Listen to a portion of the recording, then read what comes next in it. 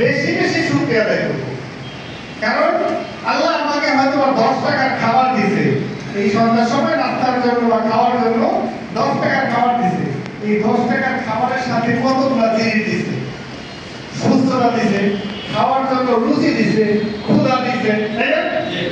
এখানে আপনারা যারা আছেন, যদি কারো ক্ষুধা না থাকে, মনে করেন এখন আপনাদেরকে মানে 1 প্লেট করে পান্তা ভাত বা মনে করেন আলু ভর্তা দিয়ে 2 প্লেট করে ভাত খাওয়ানো হইল, তাহলে ক্ষুধা মরে যাবে না?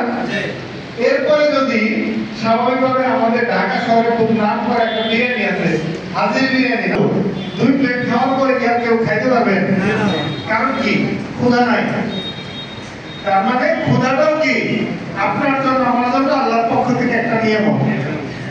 আমরা আসলে এই কথাগুলো আলেমদের বলা যাবে। আমার মতো ক্ষুদ্র গুনাহগার মানুষের পক্ষে আল্লাহ তাআলার রূপের প্রশংসা করা খুব বেশি ক্লিয়ারিফাই করা আমার পক্ষে সম্ভব না। বাট আল্লাহ তাআলা আমাকে যতটুকু জ্ঞান দিয়েছে কিনা, সেই হিসেবে আল্লাহ তাআলা আমাদেরকে হয়তো এখানে বসার তৌফিক দিয়েছে, কথা বলার সুযোগ দিয়েছে, আমরা শুকরিয়া আদায় করি আলহামদুলিল্লাহ। আমি কথা শেষ করে নিয়ে আসবো।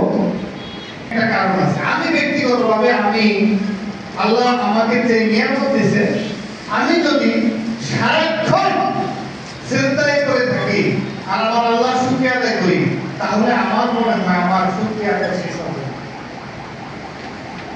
আমি যদি আপনারা যারা এই ভিডিও করতেছেন দয়া করে ফেসবুকে বা সোশ্যাল মিডিয়ায় দিবেন না, কারণ আমি আসলে খুব নগণ্য একজন মানুষ, আর আমি ফরমাল কথা বলতে জানি না। আমি যে কথাগুলো বলি আমার ভিতর থেকে যা আসে সেটাই বলি। ওই ছোটবেলায় সিনেমা দেখছিলাম যে আমি হচ্ছি ওই মানে ট্যাবলেট বানাই আটা দিয়ে, এই ট্যাবলেট খাইলে কারো অসুখ সারেও না, কারো অসুখ হয়ও না। হ্যাঁ, যদি কেউ বিশ্বাস করে খায় মাফ করার আল্লাহ